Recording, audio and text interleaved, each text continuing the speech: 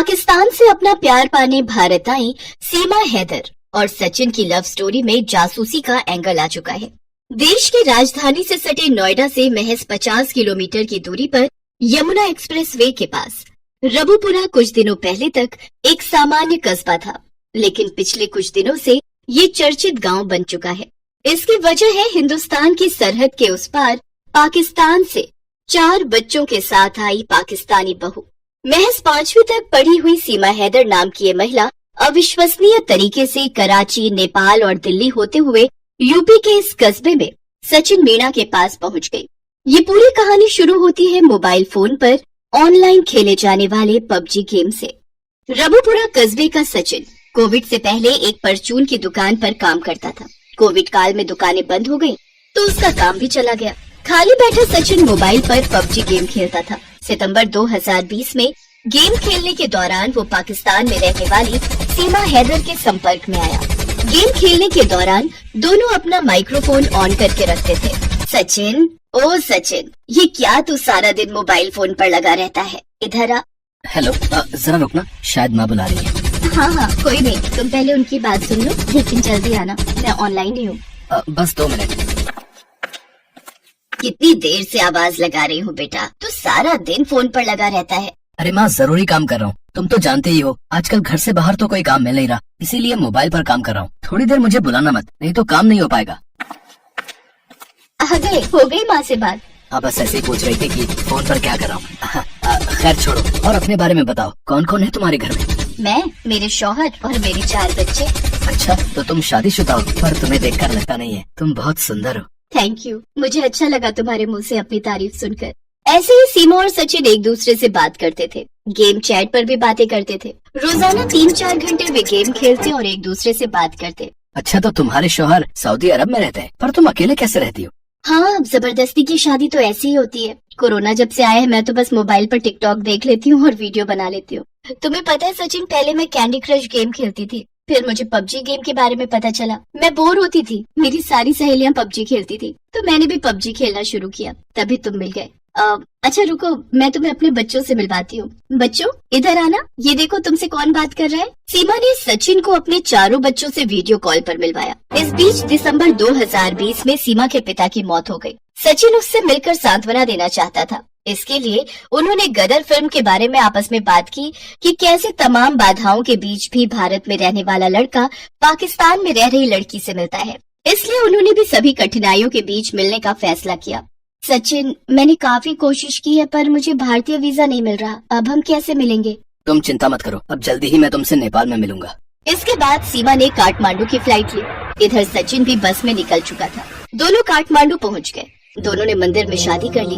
1 हफ्ते तक वे काठमांडू में पति पत्नी की तरह रहे। सीमा ने माथे पर सिंदूर लगाकर भारतीय पहनावे में फोटो खिंचवाए और इंस्टाग्राम पर वीडियो अपलोड किए। इसके बाद वो पाकिस्तान लौट गई और भारत जाने की प्लानिंग में लग गई। करीब 12 लाख रुपए में सीमा ने वो घर बेच दिया जो उसके नाम था। इसके बाद वो काठमांडू से वैन में बैठकर पोखरा गई और वहाँ से दिल्ली के लिए एक बस में बैठ गई। क्या नाम है तुम्हारा? जी, वो मेरा नाम सीमा है। पति और बच्चों के नाम? जी, पति का नाम सचिन मीणा। सीमा ने बस कंडक्टर को अपने पति के ठाकुर और खुद को ठकुराइन होने की बात कही। इसके बाद कंडक्टर ने कुछ नहीं पूछा और वो दिल्ली पहुंच गए। कश्मीरी गेट से जेवर के लिए बस ली और रबुपुरा में फलेदा कट पर उतर गए, जहाँ सचिन उनका इंतजार कर रहा था। बड़ी मुश्किल से आई हूँ, मुझे पता है कैसे रास्ते बदल बदल कर आना हुआ है। मैं तो बहुत घबरा गई थी कि कहीं कोई पहचान न ले। अरे मेरी ठकुराइन को कोई कैसे पहचानेगा, आखिर मेरी पत्नी हो तुम। सच्चा प्यार करते हैं हम दोनों, सच्चा प्यार करने वालों को कोई अलग नहीं कर सकता। मैंने सारी तैयारी कर ली है, घर के पास ही एक कमरा ले लिया है। तुम मालिक को बता देना कि तुम मेरी पत्नी हो और तुम बुलंदशहर की हो। सचिन ने सीमा को सब कुछ समझा दिया और फिर सीमा और बच्चों को मकान मालिक से मिलवाया। इसके बाद वे करीब 1.5 महीने तक साथ रहे। दिन में सचिन परचून की दुकान पर काम करता था, शाम को माँ के घर पर रहता और रात को सीमा के पास आ जाता था। अच्छा, तो तुम यहाँ नई रहने आई हो? कहाँ की हो तुम? जी, मैं बुलंदशहर से हूँ। अच्छा, कोई भी काम हो तो बताना, मैं पड़ोस में कई सालों से रह रही हूँ। जी जरूर। इसी दौरान सीमा का पड़ोस में रहने वाली महिलाओं से परिचय हो गया। किसी को उस पर शक नहीं हुआ, लेकिन फिर उसे बच्चों की पढ़ाई की चिंता होने लगी। सुनो, तुम कुछ जल्दी इंतजाम करो, कब तक हम बच्चों के साथ यहाँ ऐसे रहते रहेंगे? बच्चों की पढ़ाई लिखाई भी खराब हो रही है। तुम चिंता मत करो, मैंने बुलंदशहर में एक वकील से मुलाकात की है। वो हमारी भारतीय शादी के लिए तैयार हो जाए बस। और फिर जून के महीने में सचिन ने बुलंदशहर में एक वकील से मुलाकात की, लेकिन जब वकील ने सीमा के दस्तावेज देखे तो उनमें पाकिस्तानी पासपोर्ट देखकर वकील दंग रह गया। सीमा, लगता है पुलिस को हमारे बारे में शक हो गया है। उस वकील ने पुलिस को फोन कर दिया है। अब हमें यहाँ से भागना होगा। क्या अब हमारा मिलना कैसे होगा? सचिन, अगर हम दोनों को तुम्हारे लोगों ने अलग कर दिया तो मैं कहाँ जाऊंगी? मुझे कुछ समझ नहीं आ रहा। सचिन और सीमा घबरा रहे थे। अगले दिन रबुपुरा की अंबेडकर नगर कॉलोनी में जब तक पुलिस उन्हें पकड़ने पहुंचती, वो दोनों बच्चों को साथ लेकर उससे पहले ही वहां से निकल चुके थे। पलवल के रास्ते में पुलिस ने उन्हें बल्लभगढ़ में पकड़ लिया। 2 दिनों तक पूछताछ के बाद सीमा, सचिन और उसके पिता नेत्रपाल को पुलिस ने पासपोर्ट और विदेशी अधिनियम के तहत गिरफ्तार कर लिया। बच्चे भी जेल में सीमा के साथ ही रहे। हालांकि एक दिन बाद सीमा और सचिन को जमानत मिल गई। जज ने उन्हें कहा कि वो अपना पता न बदलें और देश न छोड़ें। इसके बाद सीमा सचिन के घर ही रहने लगी। पाकिस्तानी बहू लाने पर सचिन के घर वालों ने भी उसका साथ दिया। सीमा, कोई कुछ भी कहे, आज से तुम मेरी बहू हो और तुम इसी घर में रहोगी, मेरी सचिन की पत्नी बनकर। माँ जी, आपने मुझे कबूल करके मेरी आधी चिंता दूर कर दी। मेरे बच्चों को आप सबका प्यार मिल गया। इधर सीमा को सचिन और उसके परिवार वालों ने जब अपना लिया, अपनी बहू मान लिया, तो उधर जब सीमा के पति गुलाम हैदर को उसके भारत में होने की खबर मिली तो वो परेशान हो गया। तमाम लोग सीमा और सचिन का इंटरव्यू लेने के लिए सचिन के घर पहुंचे। सीमा जी, जैसा कि आप दोनों कह रहे हैं कि आप दोनों का प्यार सच्चा है, आप दोनों एक दूसरे के बिना नहीं रह सकते, तो उस पर आपका क्या कहना है कि आप यहीं रहेंगे या फिर आपके पति जिस तरह से कह रहे हैं कि आपको पाकिस्तान वापस आना चाहिए? वो जो मर्जी कहें, अगर मैं वापस लौटी तो वहाँ के लोग मुझे पत्थर मार मार कर मार डालेंगे। अब मैं इनकी यानी सचिन जी की पत्नी हूँ। मैंने हिंदू धर्म अपना लिया है और जैसा सरकार चाहेगी मैं वैसा ही करूंगी। मैं भले ही यहाँ की जेल में रह लूंगी, लेकिन मैं वापस नहीं जाऊंगी। तो सीमा का कहना है कि वो पूरी तरह से सचिन की पत्नी बनकर यहीं भारत में रहना चाहती है। सचिन जी, आपका इस पर क्या कहना है? मैं तो बस इतना कहूंगा कि मैंने अगर सच्चा प्यार किया है तो सीमा से किया है, और हम दोनों एक दूसरे के बिना नहीं रह सकते। सीमा है तो मैं हूँ। बहुत से न्यूज चैनल, अखबार सीमा और सचिन के प्रेम की कहानी के बारे में बता रहे हैं, पर अभी तक की जानकारी के अनुसार जो भी उनकी कहानी मिलती है उससे तो यही लगता है कि सीमा और सचिन ने एक दूसरे के साथ जीने मरने की कस्में खा ली हैं और इसके लिए वो कुछ भी कर सकते हैं, किसी भी हद तक जा सकते हैं। मीडिया की खबरों के अनुसार सीमा को एटीएस ने ग्रेटर नोएडा स्थित सचिन के घर से हिरासत में ले लिया है। सीमा के साथ ही उसके 4 बच्चों और सचिन को भी पुलिस ने हिरासत में ले लिया है। इन्हें किसी सीक्रेट लोकेशन पर ले जाया गया है, यानी इंटेलिजेंस ब्यूरो को इनपुट मिला है कि सीमा हैदर के चाचा पाकिस्तानी सेना में सूबेदार है, उसका भाई भी पाकिस्तानी आर्मी में है। जबकि इससे पहले सीमा ने कहा था कि उसका भाई सेना में नहीं है, बल्कि सेना में भर्ती की तैयारी कर रहा है। सच जानने के लिए यूपी एटीएस जांच कर रही है। सीमा की मोबाइल डिटेल्स की भी दोबारा जांच की जा रही है। नोएडा पुलिस ने सीमा के घर के बाहर सुरक्षा बढ़ा दी है। सचिन के परिवार को किसी से मिलने नहीं दिया जा रहा है। अब तो ये वक्त ही बताएगा कि सीमा भारत में एक पाकिस्तानी बहू के रूप में रहेगी या फिर अपने मुल्क पाकिस्तान वापस लौट जाएगी। सिमरन पढ़ने में बहुत ही होशियार और समझदार लड़की थी। वो बचपन से ही क्लास में अव्वल आती थी। स्कूल में सभी सिमरन की बहुत तारीफ करते थे। पढ़ाई में अच्छा होने के कारण उसके माता पिता भी उसकी हर डिमांड को पूरी कर देते थे। सिमरन की एक ही सहेली थी मीनल, जो उसके पड़ोस में रहती थी। दोनों साथ ही स्कूल जाती थी। एक दिन स्कूल जाते वक्त, अरे सिमरन, आज तूने फिर लेट कर दी। तू क्लास में अव्वल आती है इसलिए तुझे टीचर कुछ नहीं बोलती। आज तो वो पक्का मुझे पनिशमेंट देंगी। अरे बाबा, कुछ नहीं होगा, हम दोनों क्लासरूम की खिड़की से जाकर सीट पर बैठ जाएंगे। ये देख मेरा नया फोन। वाह, तुम्हारा पर्सनल फोन? यहाँ तो मुझे हर साल अपनी दीदी की पुरानी स्कूल ड्रेस पहनकर स्कूल जाना पड़ता है। ये फोन तुम्हारा भी तो है। आखिरकार हम दोनों बचपन से फ्रेंड्स हैं। कल पूरी रात मैं इसके फीचर्स देखती रही। मीनल और सिमरन बातें करते करते स्कूल पहुंच जाती हैं और चुपके से क्लासरूम के पीछे वाली खिड़की से घुसने की कोशिश करती हैं, लेकिन टीचर दोनों को पकड़ लेती है और लेट आने की वजह से टीचर दोनों को क्लास से बाहर कान पकड़कर खड़ा कर देती है। सिमरन, तुम पढ़ाई में अच्छी हो, लेकिन तुम्हें स्कूल के और भी रूल्स फॉलो करने चाहिए, डिसिप्लिन मेंटेन करना चाहिए। सॉरी टीचर, अगली बार से ऐसा नहीं होगा। सिमरन और मीनल के सामने वाली क्लास से 2 लड़के क्लासरूम के बाहर कान पकड़कर खड़े थे। अरे क्यों दिल छोटा कर रही है? सिर्फ हम दोनों ही क्लासरूम के बाहर थोड़ी हैं। सामने उन लड़कों को देख। हाय गर्ल्स, आप लोग भी क्लास में लेट आई थी क्या? हाँ, ये टीचर भी ना स्कूल में पढ़ाने आती है या बच्चों को पनिशमेंट देने? मैंने तुम्हें इस स्कूल में पहले कभी नहीं देखा। हाँ हाँ, मैंने भी कुछ दिनों पहले स्कूल में एडमिशन लिया है। धीरे धीरे रॉकी और सिमरन में दोस्ती हो जाती है। दोनों एक दूसरे को अपना फोन नंबर दे देते हैं। दोनों हमेशा साथ में घूमते हैं। स्कूल के बाद भी साथ में वक्त बिताते हैं। एक दिन स्कूल से वापस आते वक्त सिमरन अपने मोबाइल से किसी को टेक्स्ट कर रही होती है। अरे यार, तू भी ना हमेशा इस मोबाइल में ही लगी रहती है। अरे वो स्टैंडर्ड 11 वाला रॉकी है ना, उसने मुझे क्या मस्त जोक भेजा है। तूने रॉकी को अपना नंबर क्यों दिया? वैसे भी वो दूसरे स्कूल से आया है। इस बार हमारा 10th क्लास है। वो मेरी थोड़ी स्टडीज में हेल्प कर रहा है और कुछ नहीं। मैं तो कहती हूँ तू उससे थोड़ा दूर रहा कर। मुझे वो लड़का बिल्कुल भी पसंद नहीं है। तू भी ना, ऐसा कुछ भी नहीं है। रॉकी काफी अच्छा लड़का है। अगले दिन सिमरन क्लास में बैठकर फोन चला रही थी, तभी उसे टीचर पकड़ लेती हैं। ये क्या है सिमरन, आजकल तुम्हारे मार्क्स वैसे भी पहले से बहुत कम हो गए हैं और तुम क्लास में बैठकर मोबाइल चला रही हो। मुझे मजबूरन तुम्हारी मम्मी को कंप्लेन करना पड़ेगा।